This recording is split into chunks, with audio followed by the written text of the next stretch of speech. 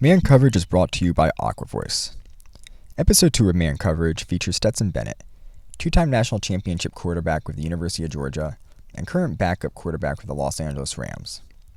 While Stetson is known for his impressive feats on the gridiron, he's also a reader and a thinker with a perspective unlike any other. I got my coaching start at Georgia, and my first year, I was doing analytics while sitting in the quarterback room and learning football. Stetson was a backup at the time, and I noticed his intellectual curiosity. Many know the Stetson Bennett story, but they don't truly know him. We will reveal some of that in this interview. For a little background on me, after the 2021 season national championship, I left for an assistant coaching position at Stanford, where I found myself in two locker rooms, 10 months apart, with athletes crying and hugging. One with Georgia after winning the national championship, and the other with Stanford after a season-ending loss led to the departure of the coaching staff.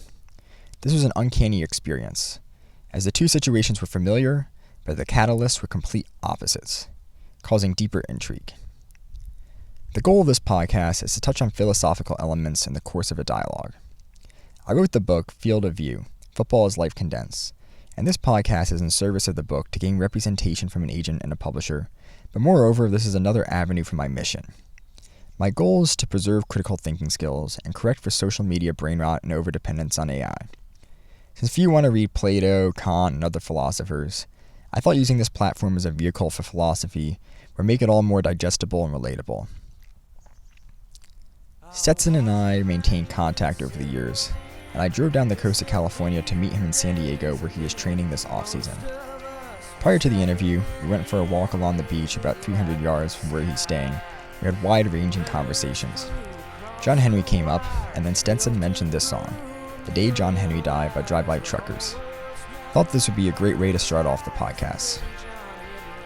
I'll warn you ahead of time that my technological skills aren't great, and the video cuts out part of the way through the interview. Fortunately, the audio goes the whole way. So enjoy the show, and if you gain a thing or two, that isn't too bad either.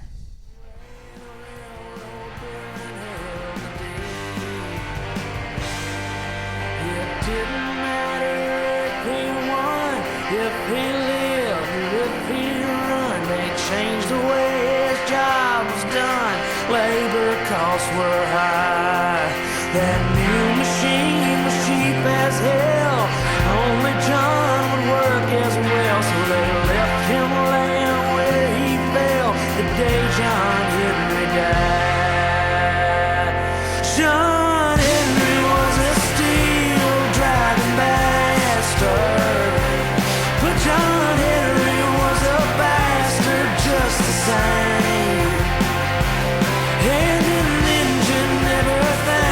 About his day, and an engine never needs to write his name. So pack your bags, we're headed west. LA ain't the place to rest. You'll need some sleep to pass the test. Get some on the flight. Say your prayers, John Henry Ford, 'cause we don't need your work no more. Should have known the final score the day John Henry died. The day John Henry died.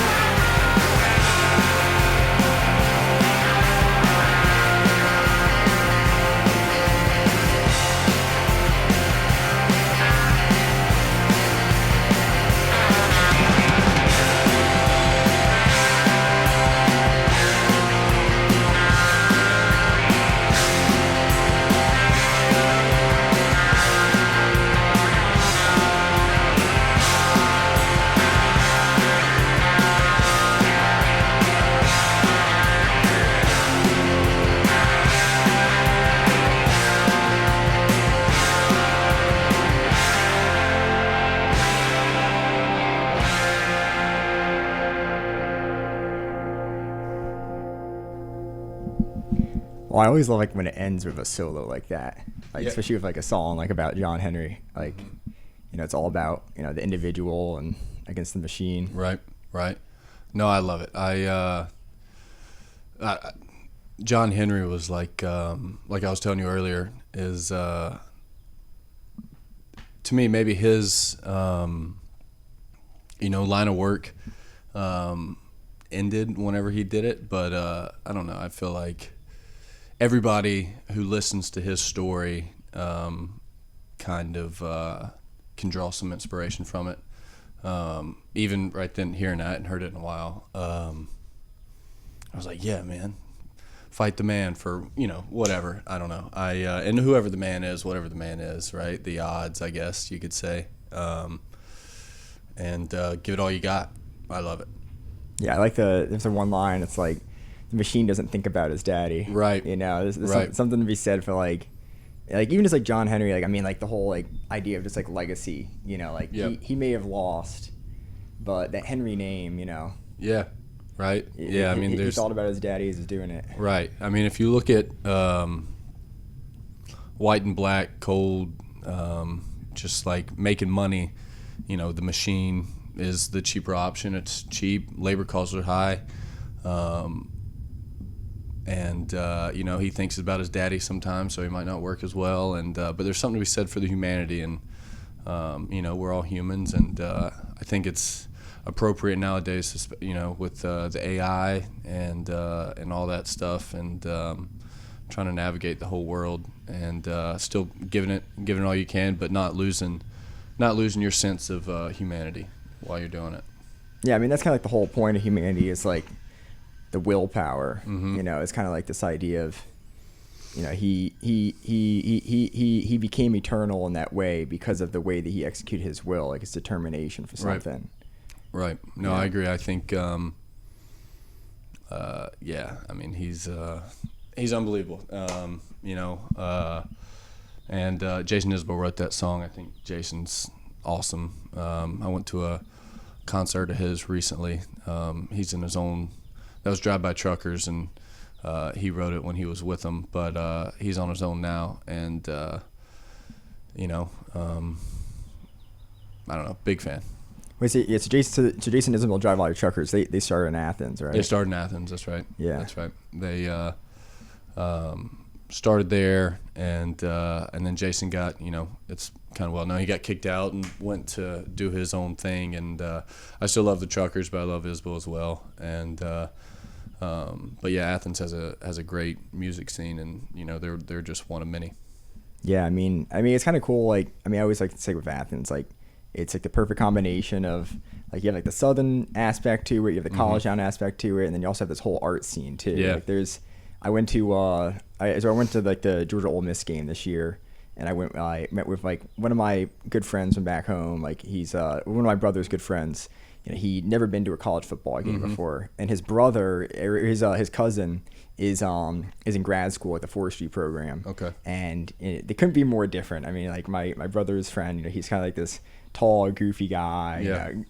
Actually was raised in Australia, so never had the whole American college experience, anything like that. And his cousin was from in the forestry school, kind of a bit more in the alternative scene, all that, long hair, earrings. And it was just cool to see my brother's friend just barking at people by the end of the day. Yeah.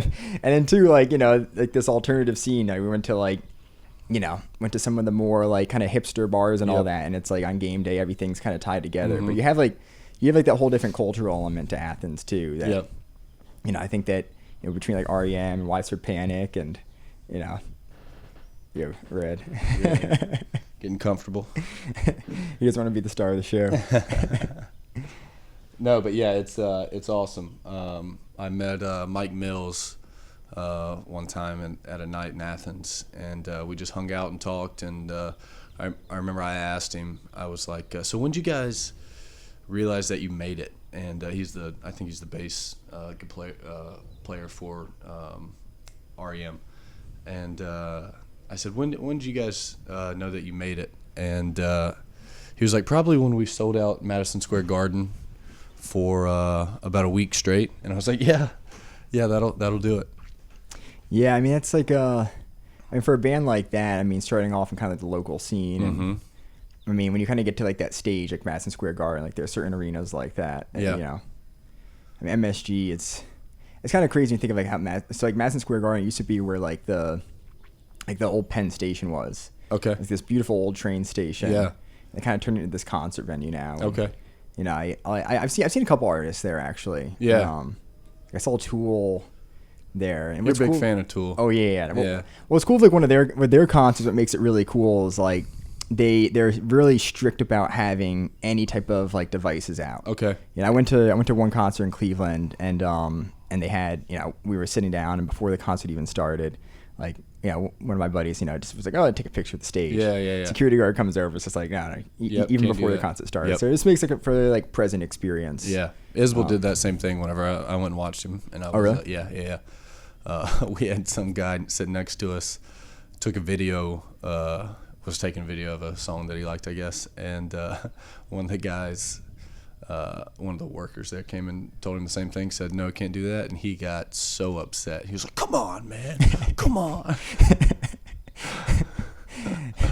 I mean, it's one thing like to kind of capture the memory, but like, I don't know. I mean, there's something to be said for just like knowing you were then and there. Yeah, I agree. I think it's like we're in that time where you have to make the decision to like do that, you know, like it'd be nice if you could just say nothing and nobody would be on their phones except for when their like maybe favorite song came out, and then they could, you know, film like a 15-second video of that. But you know, it seems like we're in a one or the other type thing, and which I don't blame them, man. I mean, if I was playing, I think I'd want to curate a environment of you know, just, I guess you could say presentness, right? Like to be there and enjoy it. And I think it I don't know, there's an aspect of like the musicians like babysitting the crowd, right, which is kind of weird. But I mean, shoot, like I had a great time. Me and my mom went, and I wouldn't have been on my phone anyways because I love the guy and he's awesome. But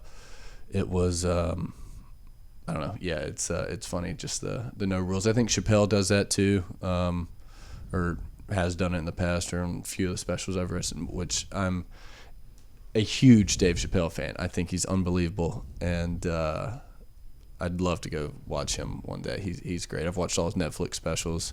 I watched his acceptance speech for, oh gosh, I can't remember the name of the school he went to. It was being renamed after him. Oh yeah, was it Langston Hughes School? Or something Was like it? That? I think it was something like, someplace in DC. I know. Yeah, exactly. Because yeah. he's from DC, and I mean, that was awesome. I think after one of the specials, I was this was like the night before game on like a Saturday night, and I watched it, and I like got up and was like going around my hotel room just like practicing stand up, and it is brutally hard, like to just carry a strain of thought that long, like to tell a story while you're doing it, and also I'm just, you know, you got to be funny when you're doing it too. And I was stumbling, but it was funny. He made me like get up and try to do it. It was cool.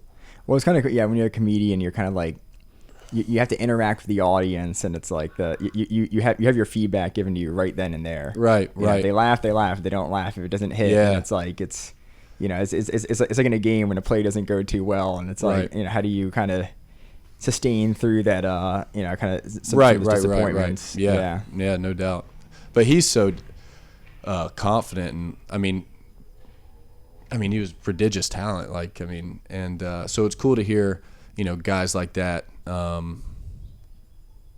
who then go on and like show it. But he's like, man, I'm the best. Like, if you guys have a different opinion and you can get up here and you can tell it better than I can, and blah blah blah, like, then do it. I just don't think he can. Like, you know, like he's awesome. Yeah, there's something to say about like a certain level of confidence when you know that you've mastered a craft, like, Right. especially like with Chappelle. I mean, like, his ability to see the world a certain way, and then he's able to have you suddenly see the world through his eyes, Right. just by his telling of a story, or by his Right. interactions with the crowd. And like, I mean, it is a craft. I mean, especially like, you know, in, like, the age now with, like, you know, with AI and different, you know, the technology and all that it kind of distorts people's worldviews. It distorts the way you kind of look at yourself even. Yep. That, like, he's able to basically have such a distinct worldview that every person watching, every person listening can then be like, oh, okay, this is how he sees it. Right. And it makes sense. You Yeah, know? no, it does. It's like, oh, I haven't thought about that before, but that's what I've always thought. Yeah. He's definitely thought provoking. He's very good at what he does. With like the with like the presence thing, like I mean, you kind of did that a little bit with like the flip phone and like Right. You know, I mean, in a way, like what was that experience kind of like? The flip phone? Yeah. I don't know. I like it. I think it was, some of it was kind of like a bit in a way. Not really, but like, I mean, I enjoyed the oh, you got a flip phone, and I enjoyed that part of it. That part was fun. But I mean, it was. I just like went back to. I was thinking about when I was like a kid, and I guess everybody reaches a certain point where they're like, man, I was, you know, as a kid, like, golly, I had it figured out, right? And so I was kind of do that, but I was also on my phone too much. It felt like, and it was a pain. I will say that. Trying to like type out, you had to click each button, you know, like 3 times to get a letter. I got big on phone calls instead of texting, which I mean, I almost enjoy phone calls more than texting, just because I like talking to somebody rather than, you know, writing a letter or something like that. But so that was different. The pictures are cool. They got like the old look like your parents took them type thing. And I don't know. I enjoyed it. It's really hard to do, and like, I mean, you have to have like a computer or an iPad for, you know, all the emails and stuff like that that you have to take care of. But it was good. I don't think I'll do it for a while because I'm better about just not being on my phone. And I think you go through a stage. At least I felt this way. Like whenever I first got a phone or whatever, you get like hooked in on social media, and it's like you just go on it and you don't really know why you're doing it, because there's really not a reason. Like I remember back in the day, like you'd be on like Instagram and it'd just be like the people you know, and you know, that's all you'd look at. And so like when that was done, you'd be like, all right, well, there's my Instagram time for the day, you know. But now it's explore page and suggested for you and reels and all that stuff, and it's just a bunch of nothing. And I mean, you find good stuff on there, but you find so much good stuff on there that it's like you can't remember what you saw, and so it's like all this wisdom is good, but it also waters it all down, and you're like, okay, well, what did I think was so great yesterday? And I don't know. So I'm just better about, I don't have the urge as much to just go on there. And, you know, I mean, I'm out here in San Diego with Red, and so we'll go on a walk, and just more eyes up living, I guess you could say, instead of wondering what other people are doing or how can I spend my time just scrolling on a phone. Yeah, I mean, it's like I mean, it in a way, it's like you have like the phones now. It's, you know, instead of connecting people, it disconnects people. Yeah, that's like the whole point is like, all right, it's gonna make it easier to connect one person to another person. Right. You know, you can communicate with someone halfway around the world, just like that. But now, in a way, you're disconnected from like the world around you. And I can say it's almost like you know, when you're walking outside, walking on the beach, it's like the difference between like a horizon and an abyss. Yeah. You know, when you look at the horizon, there's something around you, there's something to look forward to, there's something to look up at. Yep. The abyss is just nothingness, and that's kind of how like social media and a lot of their uses in technology have kind of become like that. It's less of, you're not really aspiring towards something. You know, you don't necessarily have like this, you know, when you look at like the horizon, like the sunset on the horizon, like it's out in the distance. You don't exactly know where it's setting. Right. If you got like a GPS, you couldn't say like, well, this is where the horizon's at, like, because it's all just your perception. But like, you see that, you strive it. It goes from the unknown ocean to the known sky, and they meet. Whereas like, you know, when you just kind of have this endless amount of information, this endless amount of known, right? You know, it becomes like an unknown abyss in a way, and you lose all sense of touch with reality and perception and time. And as you say, like you're scrolling, you can't even remember it all. Right. Yeah, they're almost. I mean, in that form of you know thinking, it's like they're both infinite, but I don't know. One you want to strive for, and one pulls you down almost in a way. I don't know. Yeah. No, yeah, it's like the virtual forces that are pushing you one way or another. Yin and yang all over the place.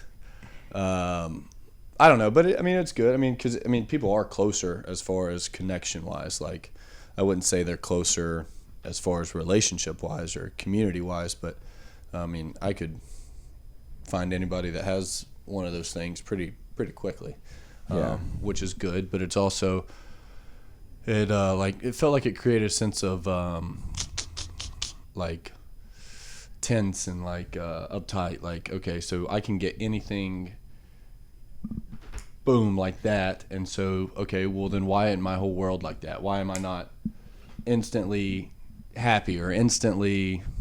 Why when I'm striving for a goal does not happen right now? Like, and so and so I guess what I'm saying is like there's just like that weird dynamic where they don't really match up, and they're different, and I don't know. Anything in life worth having is going to be difficult, and it's going to take a while, and you got to work for it, and you got to you got to work for it. And with that, it's like you don't have to work for it. So it's like, all right, well, if I'm feeling lazy today and I don't really want to go work for this goal, whatever it might be, I can just sit there and get drawn in for 3 hours. You know what I'm saying? Like, and then 3 hours like that is just gone, and nothing came of it. Nothing, whatever. And I'm not saying you got to be David Goggins and just all day long. Like, no, go take a walk, or, whatever. But I feel like when you're on that, it's almost the same. And I'll get on it. No, don't let me get you wrong. Like, I'll get on it, and I don't think it's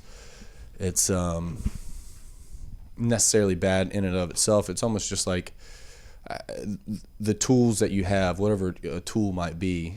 How do you use it? Like, or is it using you? Like your guy was, what was his name? Clemens. Yeah, Clemens. Yeah, Clemens was talking about that. We were having that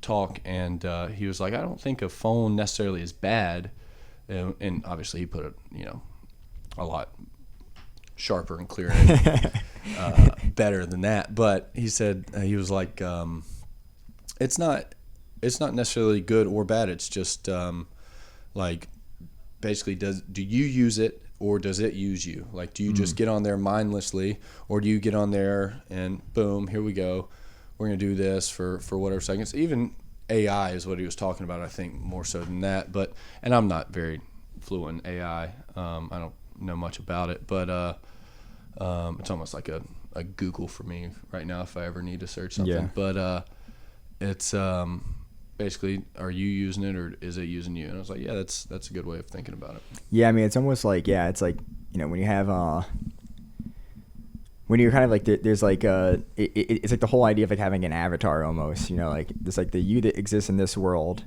and there's like the digital you, like the avatar Right. you.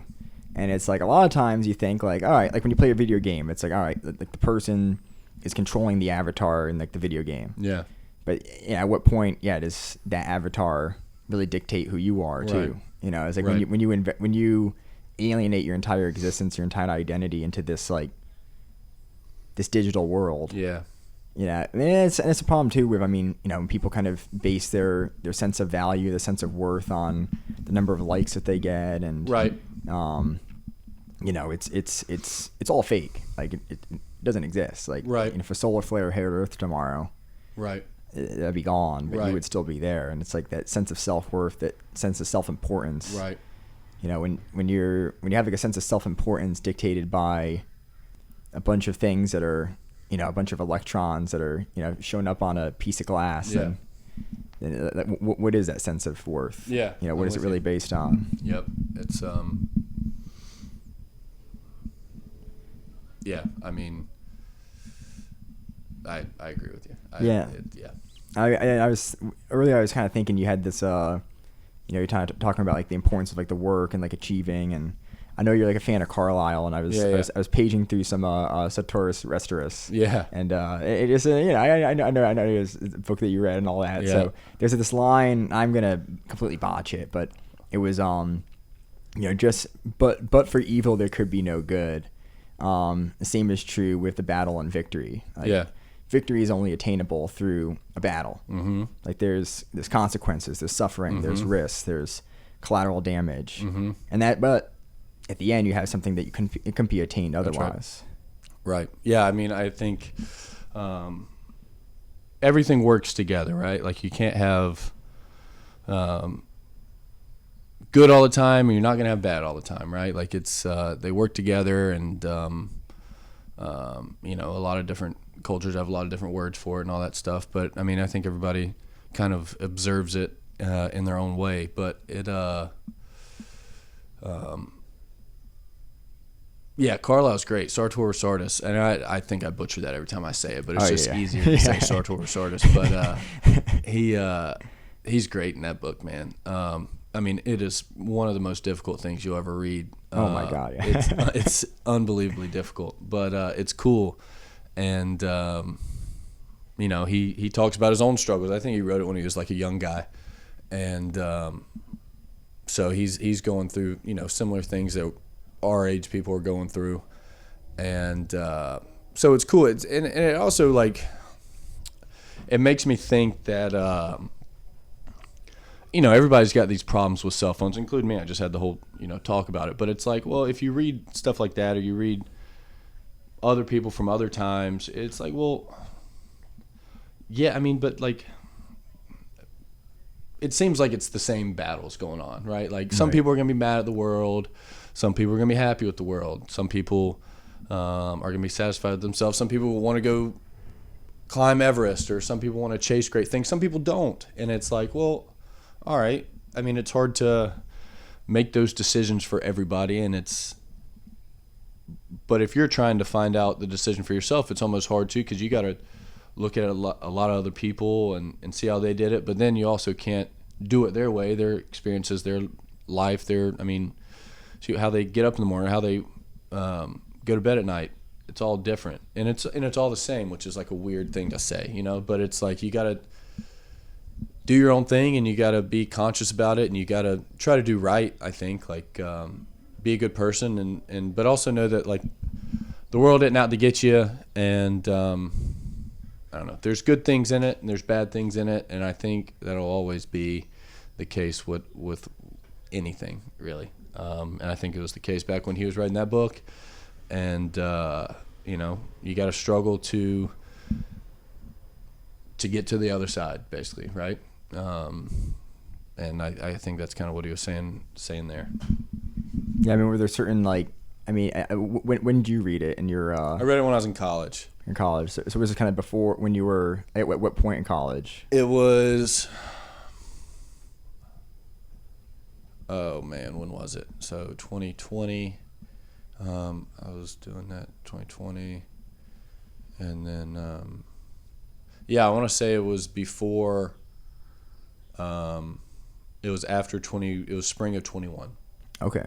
So it was like before the big run. Right.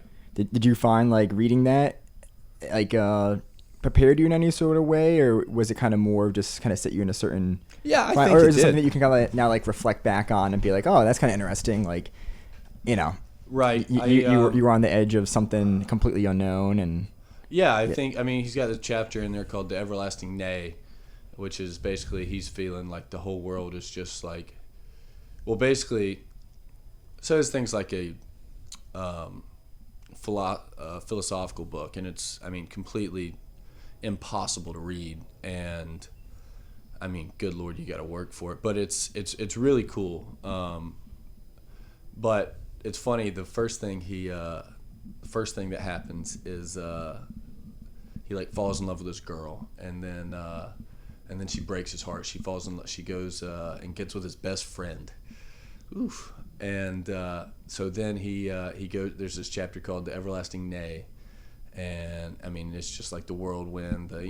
He's down in the dumps. He's awful. Nothing's ever gonna happen. And there's obviously bigger questions than that. But and then it goes to the everlasting yay. And there's also a point in there when he's talking about the something about indifference. And I just thought of a song lyric that was like it's by the Lumineers. It's like the opposite of love is indifference, which I always thought was okay, yeah. And I can't remember the song by Lumineers, but it was. But yeah, it's just this whole. I don't know. It just felt similar in the way because I got benched in 2020, and then had like struggles to even get practice reps, like Oh yeah. And so it was almost like a. I don't know, you go through your whole life being good at this thing, and my parents were always good at being like, this isn't who you are, blah blah blah, like you can do anything. But I mean, you go to University of Georgia, you play football, and I mean, it is the thing there, like, and you can easily get caught up in like, oh man, this like, and it did suck, but like, just like, where is the light at the end of the tunnel type thing. And so I don't know, it was just, there were probably some pieces that I like kept up with, but I don't know, I felt like every time I read it I got something good. But it was almost more so of like, all right, just keep what's he say? It was very similar to that acronym that Kirby uses, WIN, what's important now. And he was like, what's the next right step? And he's like, if you take the next right step, then the next one will be revealed to you.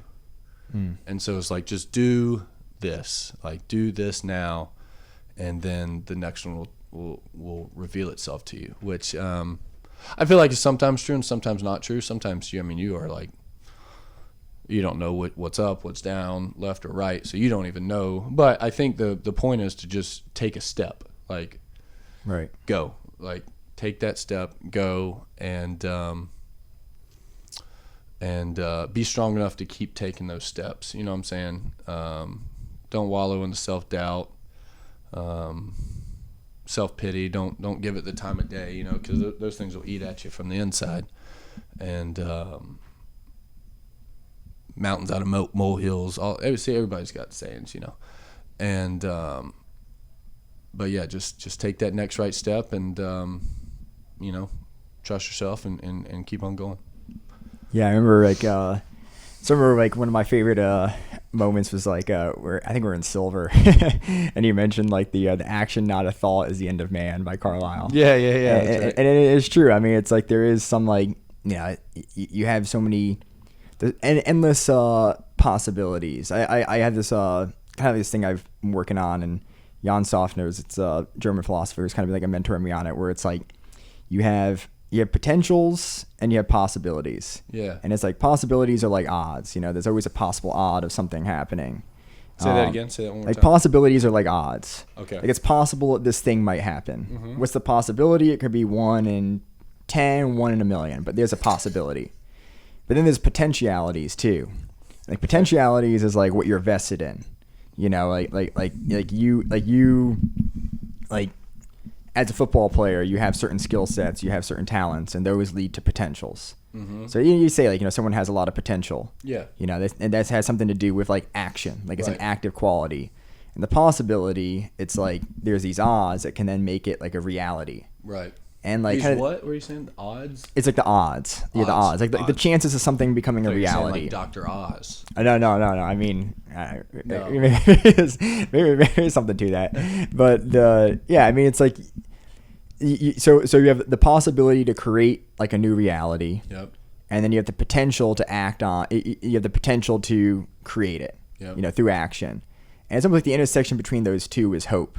Yeah. It's like when you have a lot of potential. Through knowing that you just think about like a sports fan, before a season happens, they're following their team. That team has a lot of good players. They have a lot of returning talent. All that. There's a lot of potential for the season. Yep. And the possibility is, well, possibly, we might win a championship.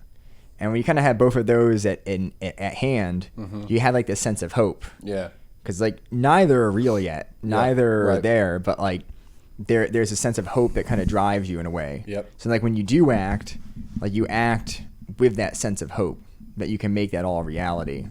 And I think it's like by taking certain steps and like, you know, just when you're in control, when you're the conductor of the symphony rather than just an instrument in the symphony, like Right. you're the one who's writing the story in a way. Yeah. I mean, you want the pen, you know, that's why you try to score with as little time left, right? Like in a 2-minute drill, like you don't want the other guys to have a shot, right? Like you want to end it holding it. But anyways, yeah, no, I agree. I agree. So like when you were going through like making that possibility a reality and you know, using all that potential that you had and acting on it, like what was that process kind of like? I mean, as you said, like it was something that's completely unknown. You got benched earlier and you kind of were dealing with this, and it's like, what was that? How did you kind of steer that course in such a way that you could not only do it once but do it twice? Right. Well, I think the first one was probably not. I think the first one was probably more difficult, just because there was that just gigantic cloud of just don't know, like you just don't know, and the way you steer it every day is like, I don't know, you just wake up and you go do what you think is. You good? Oh yeah, yeah. All right, cool. Little primitive technology here.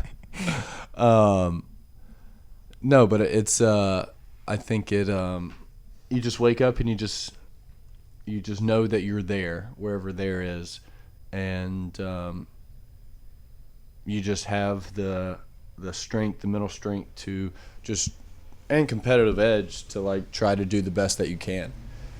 And then, I mean, it wasn't so targeted me, because I didn't think I was going to play again. I didn't think I was going to play again. And so it wasn't like, I'm going to do this to get there. Like, it was just like, all right, well, I'm just going to do this today. And then I'll be able to sleep good at night, you know, like, and then one thing led to another, and it got to where it got to, you know, and, but no, it was control the controllables. It was what's important now.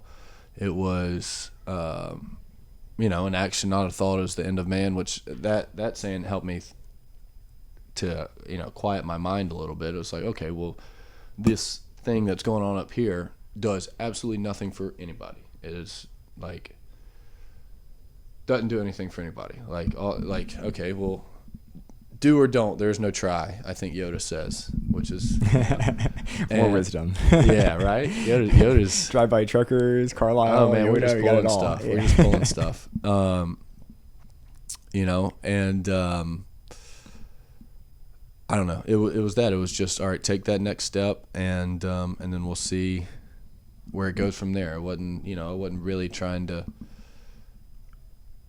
like I said, get to a spot. It was just like, all right, well, I want to do the best today. I want to be the best that I can be today. And so, and then it kind of ended up where it ended up. And then the second one, it was just like, it was so freeing after the first one. And then it was just like, all right, well, let's go see how good we can be, you know. And I think everybody on offense kind of felt that way. And even defense, because, you know, the first one was, I mean, the defense was, I mean, unbelievable. It was greatest college defense ever. And so, but then coming back on offense, we didn't lose very many people. And I think everybody just kind of felt like, all right, man, let's go see how good we can, you know, be. And because we knew we were going to be, you know, pretty good. Spring ball went well. And then, and defense was kind of, you know, chip on their shoulder. All right, well, we lost all these guys, but we'll still go show you what we can do, you know. And it was good. It was fun. It was a good run.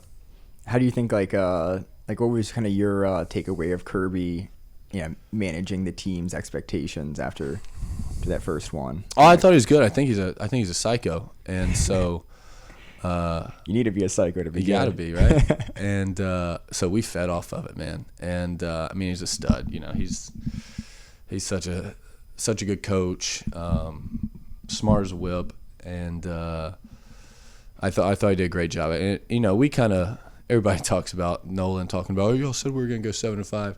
We didn't think that, but it was a week to week challenge almost to us. It wasn't so much the entire season. We weren't looking at everybody's doubting us this season, but it was like, well, this week, I mean, shoot, like, okay, y'all put Tennessee number 1. All right, bet, you know, and then it was just the same kind of thing throughout all the games, like kind of like that. It was like, all right, bet this week, all right, we'll see, we'll tee it up on 3:30, we'll go kick it off, we'll see about it, and yeah, so The Tennessee game, yeah, when the phone call. that was a fun one, man. That's what college football is all about, though. That was a fun one. That one was, yeah. That was a good one. That was. I remember laying in my bed that night, and it was a weird thing, but I was like, man, I am like willing to go out there and like do anything for it to go, you know. And you're not always in that spot. Like, you're always willing to go out there and play as hard as you can and do all this stuff. But it was like yeah, man. Like, if this was, you know, if we were going into like a battle right now, like, I'd be, you know, like, we're going out there and I may not come back, but we're gonna get it done. And so that was the mindset I think we were all going to sleep at night. And so it really wasn't. I don't think it was much of a question what was going to happen out there. And yeah, they called my phone a lot, which was funny. But I always had this. I had this goal, man, of like having the same number. I wanted to be able to tell my grandparents or my grandkids that I had the same number growing up, or like from when I first got my first phone until the day that I, you know, leave this earth. That number was mine, and you guys took it from me. But no, it was good. Well, you took some stuff for yourself too, That's which right. is good. You know, you didn't just win the battle; you also looted. You know? It's a given. Yeah, that's right. That's right. Man. Well, that's like I don't know. I feel like that's like always one of the most like human things, like the ability to like abstract from the individual into something larger than yourself, and say like have zero regard for your well-being, zero regard for yourself, zero Right. regard for am I going to come back or not, Mm-hmm. and like yeah, I mean that's something that like. That's humanity right there. And that's what makes sports really cool, especially like in a game like football where, I mean, you are inflicting pain and receiving pain for that guy next to you, for Right. that cause of victory. Right. And it's like, you know, you talk about like social media and all that. It's not this, you know, everything's tailored to me, everything's tailored to what I want. It's, I'm going to act in a primal animal way. Right. And by doing that, I'll transcend to something greater than I could ever imagine. Right. Yeah. I mean, it was all about yeah, exactly. It's all about the G and all about, you know, the guys around you, the team that's around you, and all the guys, and you know that's the only way you can accomplish anything in life, really. And did you find like with like the G versus like the G is in Georgia versus the G and the guys, like what's, I mean, obviously like growing up in Georgia, being all that, like it's obviously Georgia itself has a Right. special place, but you know, there's also the guys in the locker room too. Yeah. And how Well, do you kind that's of what reconcile? when you get there and when you're in that moment, it's like, all right, well, the team is in Georgia, the Bulldogs becomes less. You're playing for the guys around you. Like Yeah.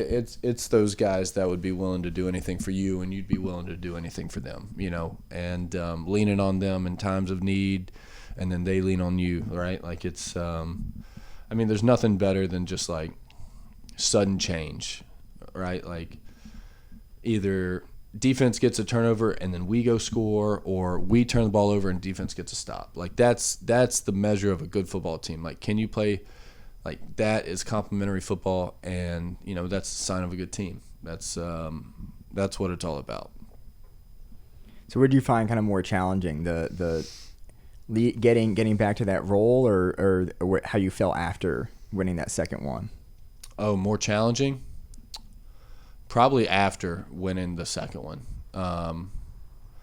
Just because it's like, that was, I mean, tough. I mean, you know, Dev died, and and then you're out on your own. And I don't do well with change anyways. I don't do well with I didn't do well with going to Georgia from Blackshear, and then you get used to it, and then you got to go train, and you're away from the, I was there for 5 years, spent one in JUCO, so I mean that was like home, and so leaving there, having like, you're unsure, and everybody who goes through it is like, it's like the worst year, and then you're like, I don't know, the whole, Dev, that just put everything in perspective, and you're like questioning stuff, and you're wondering if, all right, well, if this is how I feel after winning these two, man, like, do I really want to do this? Like, and you kind of run away and try to hide and like try to cover things up with stuff, and it's and you don't. That's what I was talking about. You don't know what's up, what's down. And it's like, whereas when I was trying to get back into that spot, I had this goal subconsciously, right? Like I said, I wasn't doing anything with a plan really of like, hey, but I mean, I was playing football every day and I was working on my craft, right? So in that way, but here it's like, all right, well, this is like a question of life, and I mean, this sucks right now is what I was saying, and so it's like, well, I don't know. And then you just do stuff. That's gross, Red. And sleeping too, man. Oh, and and then you just like try to find these habits because you're like, you smell it. It's awful. The wind's coming through the screen door. And you can taste it too. Yeah. But and you're trying to figure out what works for you. You're trying to do all these things. Then in the back of your head, you're like, well, do I really want to? And so then you don't really like fully commit to something like, God, I did it again. And so you don't really commit as much as like subconsciously or like in the back of your mind to like, all right, here we go. We're going to, I don't know who's getting me, but I mean, they're going to get somebody, they're going to get a mother. And so you're like kind of like not passive, but like kind of like unsure about whatever you're doing because you're not sure if you want to do it. And you're like, and then you like become defensive because you like, you're not in the right spot, and like it's a whole whirlwind, man. It was brutal. And then you got people thinking that you're going to rehab, and it's like, well, no. And so that's all. I didn't really ever care about that. People are gonna think what they think, but it took up brain power, right? Oh, like you're thinking about it. Yeah, it's gonna be on your mind. It's something, and so I don't know. It's a whole thing, but I mean, these guys that I'm with now, the Rams, are just like unbelievable. I mean, it's so cool to go from Georgia, which is number one in college, and then the Rams, which is number one in the pros, and they do things differently, but like, the center is like, we're going to play good football and we're going to win, and that's what you want, and but it's just so cool, and they've been great. All the guys have been great up there, and it's been really cool getting back to like, all right, man, like, well, let's go compete and like try to be the best that we can be, and also having matured a little bit over those years, and I don't know, it's been a cool thing to kind of look at, and just day by day, like, right, like Rome wasn't built in a day, and so you just keep on going, and you found that love again, and you realize that, like, all right, well, the question wasn't like, all right, you realize that you do it because you love the game too, like you love it and you love the guys, and you wanna do something special with them that you and the team were able to do in Athens. Right. It's finding that love again. Yeah, finding that love again, man. Yeah, I was trying to think of another quote. I couldn't pull it, but yeah. Was there like a certain moment you remember where you kind of found that, like? No, I wouldn't say so. It just like happens every time. Like you take that next right step. Or that's not the right thing, but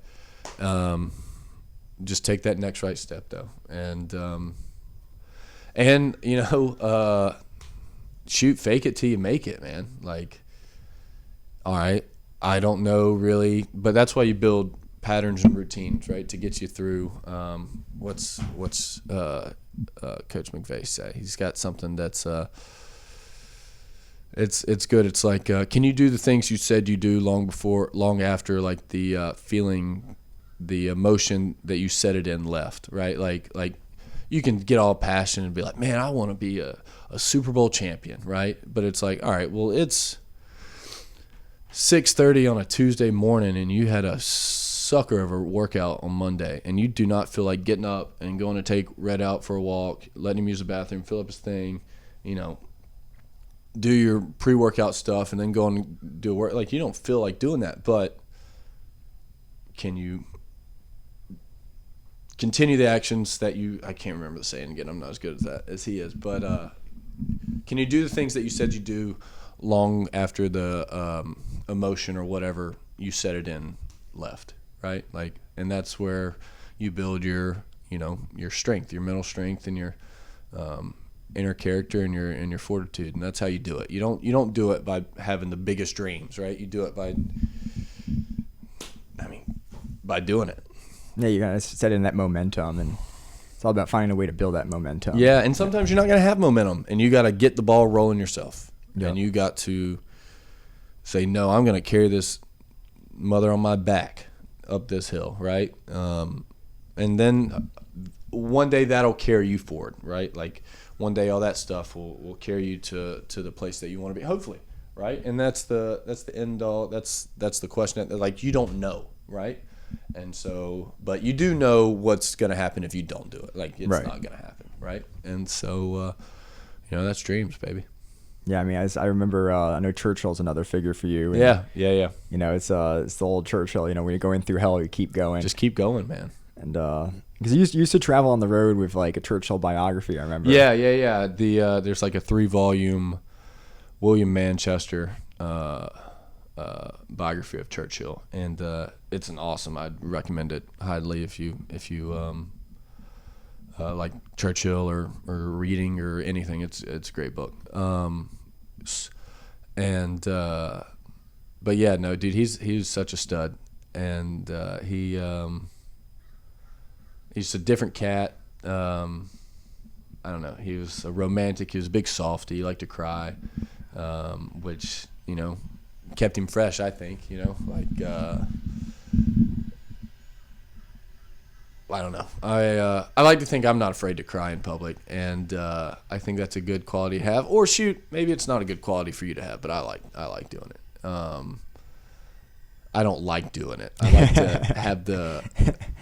I don't like to cry. You have the comfort. Yeah, it's the. I'm comfortable with it, right, in my own skin, and yeah. So, but what I was talking about him, I don't like to cry in public. I've never cried in public. What are you talking about?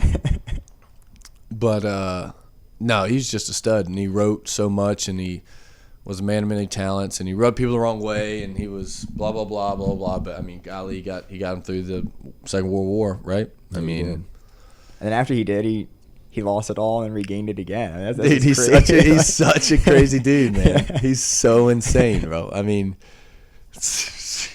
right? Like, how talented do you have to be to do that, man? He is one of one. The last lion, I think he called him. He was a lion. He was a mother. He was. Yeah, I mean, it's good to learn from, like, historical figures, Yeah. In a lot of ways, it's like, I mean, the great men in history, it's everything leads up to a point in time, and kind of what we were talking about before, like, it's the action of that individual. Like, people, there can be like an arc of history, there could be all that, but at the end of the day, it's the individuals who really push it forward. Yeah, man. Like, you can let, like, for me at least, like, I like reading about them to draw what I can draw from them.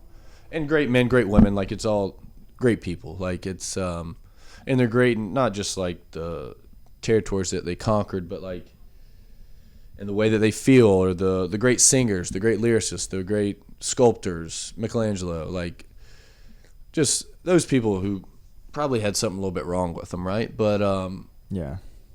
strive, I guess. And dude, I am not like here to say not everybody can strive, or not everybody wants to strive, man. Like there's a million surfers out there that are just like surfing, and they want to go surfing, and then they'll go home and they'll be happy, and it's like, yeah, man, sure. Like I don't want to say that I wish I could be that, because like I'm good with me, but like I mean that's another way of. Well, at least they're still like perfecting a craft, though. You Yeah. know, they're like, Okay. even if they're not striving to become the best surfer Yeah, ever, okay. it's like there's a process where you can you can measure yourself. Like, this is how I was at one point. This is how I was another point. You might not even be thinking of that consciously, but subconsciously, like Well, what do you think about the dude?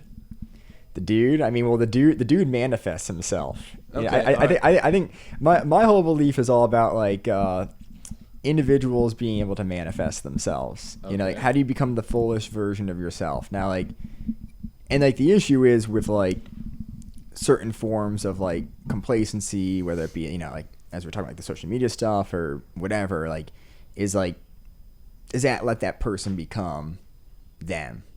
You know, Yeah, like okay. like Jeff Lebowski became the dude. Yeah.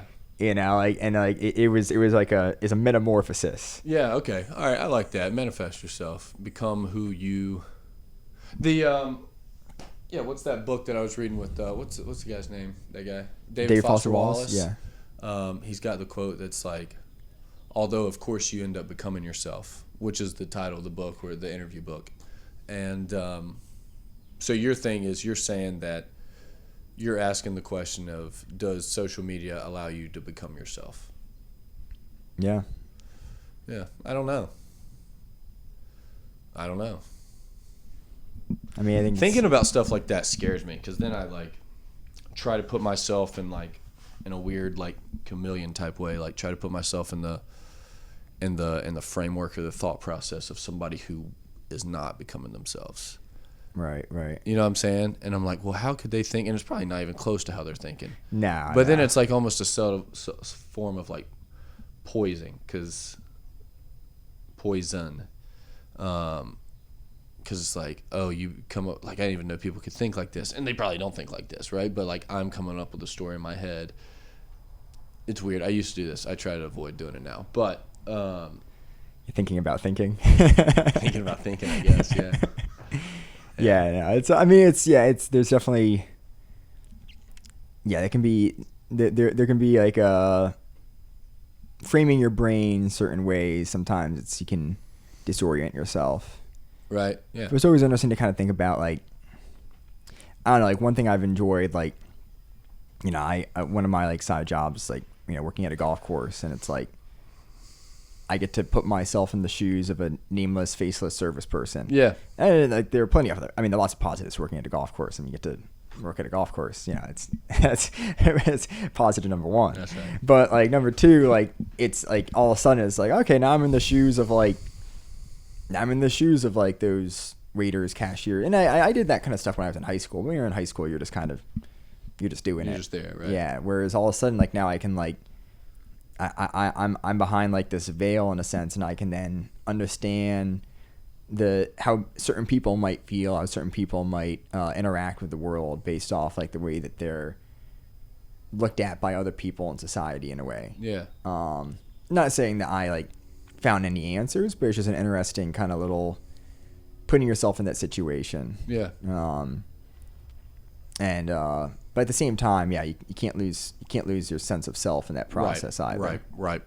You know, you can't be LARPing. I can't be LARPing as a barn guy for the rest of my life. So, Right. I'm, then you'll be you're the barn guy. You know what I'm saying? Yeah. I don't know how many years it takes, but one day you'll look in the mirror and be like, I am the barn guy. I'm the barn guy. What's the movie with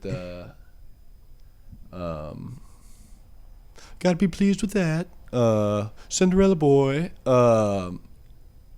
It's a golfing movie. I think it has who's the guy on Family Vacation? It's got Chevy Chevy Chase. Chase. Oh, Caddyshack or Yeah, I think it might be yeah, Caddyshack. yeah. With gosh, who's the other guy? Who's the Bill other? Murray. Yeah, Bill Murray. Yeah. Gotta be pleased with that. Like Yeah. you be Bill Murray.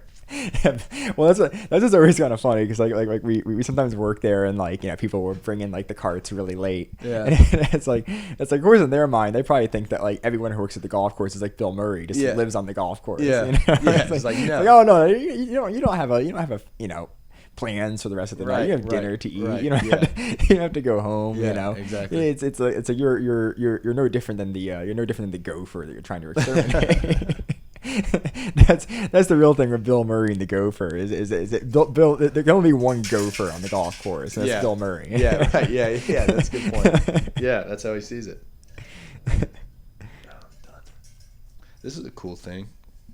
No free ads, but Oh yeah, the shaker bottle. yeah, it's like insulated, so it's pretty nice. Oh, So it keeps okay. it chilly. You put some water in there, and you can even. Yeah, I got my hydration, got my glutamine, some H2O. Red's over there stretching.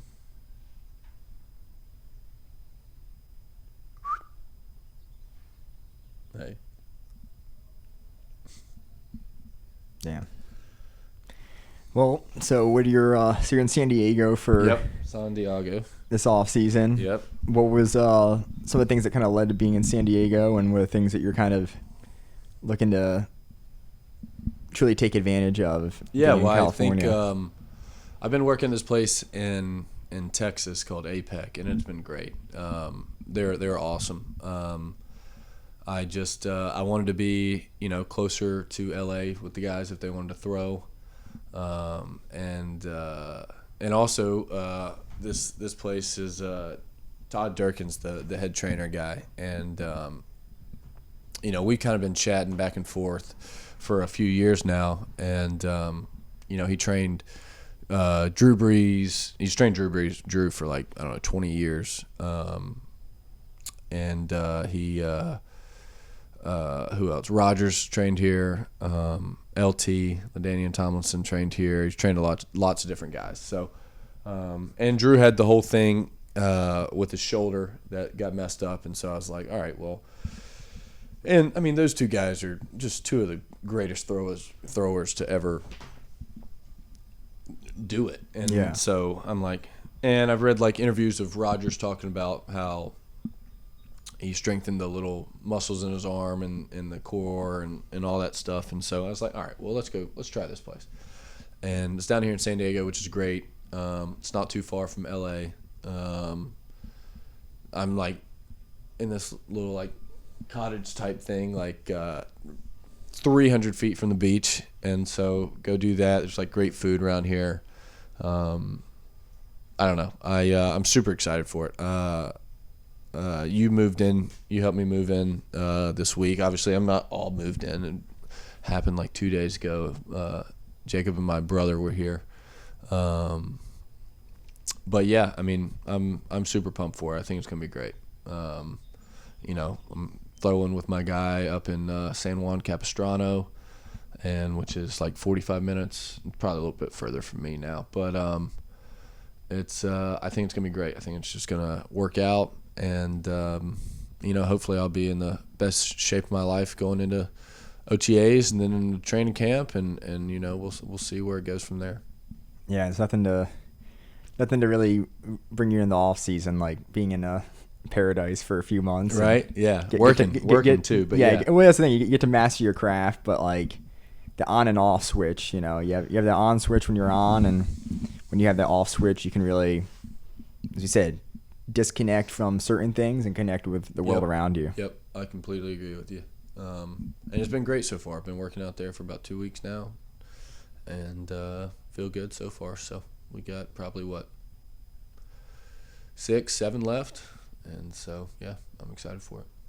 Sweet. Awesome. Well, I think it's probably a good way to end it. Yeah. All right. I'm down. I had a blast. Totally. Yeah. Yeah. Appreciate you doing it. I appreciate you coming down here. Totally. Yeah, man. You got to sign off yet or what? Since we're in San Diego, stay classy, San Diego. Love it.